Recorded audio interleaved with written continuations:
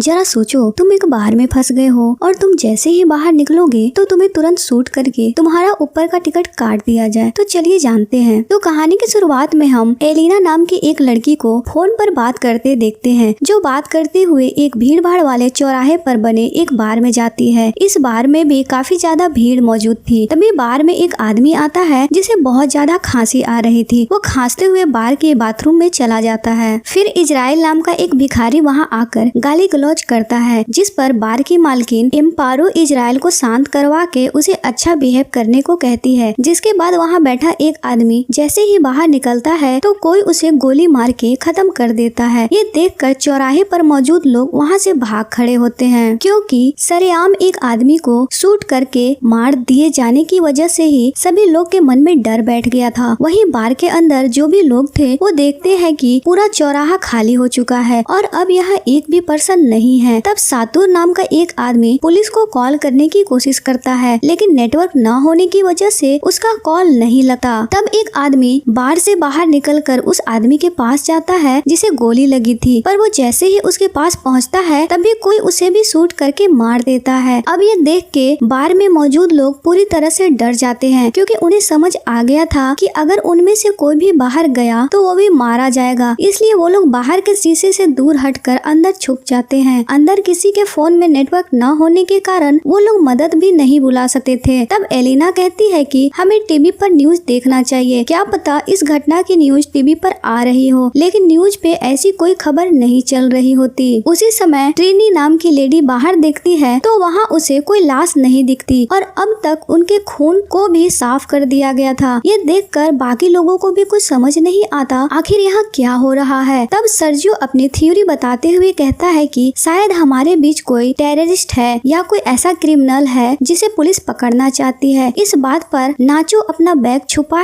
ही रहा होता है कि तभी उसे सर्जियो ऐसा करते देख उसे पकड़कर जबरदस्ती उसका बैग छीन लेता है। इस पर नाचो कहता है कि मेरे बैग में सिर्फ कपड़े और बाकी जरूरत का सामान है, लेकिन कोई उसकी बात नहीं सुनता। हालांकि बैग छीनने के बाद भी किसी में इतनी हिम्मत नहीं होती कि वो उसे खोल सके, क्योंकि उन्हें डर था कि बैग के अंदर बम हो सकता है। फिर एम्पारो सातुर से बैग छीनकर उसके अंदर का सारा सामान बाहर निकाल देती है, जिसमें कुछ कपड़े और एक हार्ड ड्राइव होती है। नाचो बताता है कि मैं एक एडवर्टाइजमेंट कंपनी में काम करता हूँ और इस हार्ड ड्राइव में एडवर्टाइजमेंट से रिलेटेड डेटा रखा है। अब वो लोग हार्ड ड्राइव को भी बॉम्ब समझने लगे थे, जिस पर एलिना उस हार्ड ड्राइव को पैर से कुचलकर तोड़ देती है। इतने में ही नाचो की नजर एक सूटकेस पर पड़ती है और वो पूछता है ये सूटकेस किसका है। दरअसल वो सूटकेस सर्जियो का था, जिसे एम्पारो उठा लेती है। सर्जियो इस बात का विरोध करता है तो एंड्रियास अपनी बंदूक दिखाकर उसे रोकता है और तब तक इजराइल एम्पारो से सूटकेस छीनकर उसे खोल देता है। सूटकेस के अंदर से लड़कियों के अंडर गारमेंट्स निकलते हैं, तो शायद यही वजह थी कि वो अपना सूटकेस नहीं खोलने देना चाहता था। इतने में ही उन्हें बाथरूम के अंदर से कुछ आवाज आती है, तो सर्जियो बाकी लोगों को लेकर बाथरूम के दरवाजे को नॉक करता है, लेकिन अंदर से ना तो कोई जवाब देता है और ना ही दरवाजा खोलता है। इस पर एंड्रियास दरवाजे के लॉक पर गोली मार के उसे तोड़ देता है और सभी लोग देखते हैं कि टॉयलेट सीट पर वही आदमी काफी बुरी हालत में पड़ा है, जो कहानी की शुरुआत में खांसते हुए बाथरूम के अंदर गया था। इस आदमी का नाम टीपू होता है और यह पूरी तरह से कपकपा रहा था। साथ ही साथ उसके पास एक इंजेक्शन भी पड़ा हुआ था, जिससे सबको लगता है कि उसने ड्रग्स ली होगी। अब बाकी लोग तो वहाँ से चले जाते हैं, लेकिन एलिना उसके इंजेक्शन को उठाकर देखने लगती है। वहीं बाहर की तरफ कुछ मास्कमैन बार के बाहर बहुत सारे टायर्स को इकट्ठा करके उसमें आग लगाकर वहाँ से वापस चले जाते हैं। जिसके बाद टीवी न्यूज में दिखाया जाता है कि शहर के एक हिस्से में आग लग गई है, इसलिए पुलिस और फायर फाइटर्स ने उस इलाके को आम लोगों के लिए सील कर दिया है। इस न्यूज को देख के बार में मौजूद लोगों को समझ नहीं आता कि झूठी खबर क्यों दिखाई जा रही है, जबकि हम एज ए ऑडियंस समझ पाते हैं कि वहाँ जरूर कोई बड़ी गड़बड़ है। वो लोग बातें कर ही रहे होते हैं कि उसी समय वो बाथरूम वाला आदमी यानी वो बाहर निकल आता है और उसका चेहरा बहुत ज्यादा फूल गया था और उसकी आंखों का रंग भी चेंज हो गया था। टीपू के हाथ में उसका फोन था और वो बाकी लोगों से कहता है कि मुझे मत छूना, और ऐसा कहकर वो जमीन पर गिर पड़ता है। तब कुछ लोग टीपू के पास आकर देखते हैं तो वो मर चुका होता है और उसका मोबाइल फोन चेक करने पर नाचो को पता चलता है कि टीपू एक आर्मी ऑफिसर था और उसके फोन में पीपीई किट पहने हुए कुछ लोग भी दिखाई देते हैं। उस फोटो को देखकर एंड्रियास कहता है कि मुझे ये देखकर किसी खतरनाक वायरस का खतरा महसूस हो रहा है, इसलिए इस चौराहे को पूरी तरह से सील कर दिया गया है। वो बताता है कि इस आर्मी ऑफिसर की मौत भी वायरस की वजह से हुई होगी और ये वायरस बाकी लोगों में ना फैल जाए, इसलिए हमें बार से बाहर नहीं जाने दिया जा रहा है। जिसने भी बाहर निकलने की कोशिश की उसे मार दिया गया। मीनवाइल एलिना और नाचो टेबल पर चढ़कर फोन में सिग्नल पकड़वाने की कोशिश करते हैं, जबकि एम्पारो बताती है कि मुझे कोई इन्फेक्शन नहीं है क्योंकि मैंने उस आर्मी ऑफिसर को टच नहीं किया। इतने में ही नाचो को सिग्नल मिल जाता है और वो मीडिया में काम करने वाली अपनी एक दोस्त से कॉल पर बात करने ही वाला था कि तभी सातुर भी टेबल पर चढ़ जाता है, जिससे टेबल टूट जाती है और दोबारा से सिग्नल चला जाता है। इधर एम्पारो सर्जियो और एंड्रियास को छोड़कर बाकी लोगों ने टिप्पू की लाश को छू लिया था, इसलिए एंड्रियास अपनी बंदूक निकाल कर बाकी लोगों को दूर रहने को कहता है। इसके बाद एम्पारो सातुर से कहती है कि वो टिप्पू की लाश लेकर बाकी लोगों के साथ नीचे स्टोर रूम में चला जाए। उन सब के जाते ही ऊपर मौजूद एम्पारो सर्जियो एंड्रियास स्टोर रूम को लॉक कर देते हैं। नीचे कांच की बोतल फूट जाने से उसका सारा लिक्विड एक तरफ जाने लगता है। ये देखकर नाचो चेक करता है तो उसे वहाँ पर एक ड्रेनेज होल दिखाई देता है, जिसकी ढक्कन को हटाकर इजराइल नाम का भिखारी अंदर जाने के लिए अपने शरीर पर काफी सारा तेल लगा लेता है ताकि वो आसानी से होल के अंदर जाके बाहर निकलने का रास्ता ढूंढ सके, क्योंकि ये ड्रेनेज होल ही उनके बचने की आखिरी उम्मीद थी। पर वो काफी कोशिश के बाद भी उसके अंदर नहीं जा पाता क्योंकि वो ड्रेनेज होल काफी छोटा था। और तभी उन सभी को ऊपर गोलियां चलने की आवाज आती है, जिसकी वजह से ट्रिनी और एलिना डर के मारे चिल्लाने लगती है। इस पर नाचो उन्हें चुप रहने को कहता है क्योंकि ऊपर आर्मी के लोगों ने एम्पारो सर्जियो और इंटियाज को मारने के बाद बाहर में आग लगा दी थी। अगर उन्होंने स्टोर रूम से किसी की भी आवाज सुन ली तो उन्हें पता चल जाएगा कि यहाँ और भी लोग हैं, जिससे वो सभी मारे जाएंगे। थोड़ी देर बाद सब कुछ शांत होता है तो सातुर चुपके से ऊपर जाकर देखता है तो वहाँ सब कुछ तबाह हो चुका था और इस बार को बाहर की तरफ से सील किया जा रहा होता है। सातुर वहीं पड़ी एंड्रियास की बंदूक को अपने पास रख के वापस नीचे आकर सबको शांत रहने को कहता है क्योंकि बाहर की तरफ अब भी आर्मी के लोग मौजूद हैं। इसके कुछ देर बाद उन्हें टिप्पू के मोबाइल फोन की रिंग सुनाई पड़ती है, जिस पर एलिना उस फोन को उठाकर उसमें आए हुए व्हाट्सएप मैसेज को पढ़ने लगती है। उन मैसेज को पढ़ के एलिना को पता चलता है कि टिप्पू पिछले 2 दिन से बीमार चल रहा है और उसने वैक्सीन भी ले रखी है। वहीं और भी पुराने मैसेज पढ़कर एलिना को ये भी पता चलता है कि टिप्पू के पास वैक्सीन के 4 इंजेक्शन और रखे हैं। दरअसल टिप्पू ने व्हाट्सएप और मैसेज करने वाले आदमी को ये बातें बताई होती है कि वो इस समय बार के बाथरूम में है। मैसेज में टिप्पू ने अपने दोस्त को बताया होता है कि उसकी खांसी ठीक ही नहीं हो रही है, जिसके जवाब में उसके दोस्त ने कहा था कि इस वैक्सीन ने उस नन के ऊपर तो काम किया था और वो ठीक भी हो गई थी। इस बात को पढ़कर एलिना बाकी लोगों को बताती है कि टिप्पू पिछले 2 दिन से इन्फेक्टेड था, लेकिन उसने आज वैक्सीन ली है, यानी हमें जो खाली इंजेक्शन मिला था उसे टिप्पू ने आज ही इस्तेमाल किया था, इसलिए उसके ऊपर वैक्सीन का असर नहीं हुआ, जबकि यह वैक्सीन पहले किसी नन को ठीक कर चुकी है। ये पढ़ के नाचो भी खुश होता है कि अगर उन लोगों को वैक्सीन मिल जाए तो वो लोग भी ठीक हो जाएंगे। इसी बीच उस फोन पर दोबारा से कॉल आती है, लेकिन बैटरी खत्म होने की वजह से वो फोन बंद पड़ जाता है। फिर वो सभी लोग टिप्पू की लाश की तलाशी लेते हैं ताकि उन्हें वो वैक्सीन मिल जाए, लेकिन वैक्सीन उन्हें कहीं नहीं मिलती। तो वो लोग ऊपर बाथरूम में जाने का प्लान बनाते हैं, पर उससे पहले ही इजराइल को 4 वैक्सीन मिल जाती है, जिनमें से एक वैक्सीन वो खुद को लगा लेता है, यानी अब उसके पास 3 वैक्सीन ही बची थी। एलिना, नाचो, सातुर और ट्रेनी, इन चारों लोगों को वैक्सीन नहीं लगी थी। इस बात को लेकर नाचो और इजराइल में लड़ाई हो जाती है। उनकी लड़ाई की वजह से बाकी की 3 वैक्सीन ड्रेनेज होल में जा गिरती है, जिसे निकालने का काम एलिना को दिया जाता है क्योंकि वो उनमें सबसे दुबली पतली थी। एलिना पहले तो उस ड्रेनेज होल में जाने से मना करती है, जिस पर इजराइल उसे बंदूक दिखाकर फोर्स करता है, इसलिए वो अपने कपड़े उतार के पूरे शरीर में तेल लगाकर ड्रेनेज होल के अंदर चली जाने की कोशिश करती है, लेकिन वो भी फंस जाती है। तब बाकी लोग उसे किसी तरह से नीचे की ओर पुश करके उसको सीवर लाइन के गंदे पानी में भेज देते हैं। वहाँ एलिना को 3 वैक्सीन मिल जाती है, जिस पर नाचो ऊपर से एक वायर फेंक कर उसे कहता है कि इसमें 3 वैक्सीन बांधो और हम इसे ऊपर खींच लेंगे, लेकिन एलिना ऐसा नहीं करती। उल्टा वो उससे कहती है कि तुम लोग ड्रेनेज होल में बड़ा छेद करके खुद भी नीचे आ जाओ, और ऐसा कहकर वो सीवर लाइन से बाहर निकलने का रास्ता ढूंढने लगती है। तब नाचो, सातुर और इजराइल किसी तरह से ड्रेनेज होल को तोड़ने में लग जाते हैं और इस सब के बीच में एलिना को सीवर लाइन में एक जगह से रोशनी आती हुई दिखाई देती है। तो सीवर लाइन में एक जगह पे वैक्सीन रख कर ऊपर चढ़ के बाहर देखती है तो उसे कुछ पुलिस वाले दिखाई देते हैं और पास में ही पीपीई किट पहने हुए कुछ लोग 3 लाशों को जला रहे थे। ये 3 लाशें एम्पारो, सर्जियो और इंड्रियाज की होती है। वहीं दूसरी तरफ बाकी सभी सीवर लाइन में आ चुके थे और यहाँ एक बार फिर से नाचो और इजराइल के बीच लड़ाई शुरू हो जाती है। इस लड़ाई में नाचो इजराइल से बंदूक छीनकर उसे सीवर के गंदे पानी के अंदर ही गोली मार देता है। नाचो बाहर आते ही सातुर को गन पॉइंट पर लेकर एलिना से कहता है कि अगर ये मर गया तो हम तीनों वैक्सीन की 3 डोज लगाकर इन्फेक्शन से बच सकते हैं। ये देखकर एलिना नाचो से कहती है कि अगर तुम सातुर को छोड़ दो तो मैं तुम्हें वैक्सीन का पता बता दूंगी। इस पर नाचो सातुर को छोड़ देता है और वो चारों वैक्सीन लेकर सीवर से बाहर निकलने का रास्ता ढूंढने लगते हैं। आगे जाकर ट्रेनी नाचो से कहती है कि तुम मुझे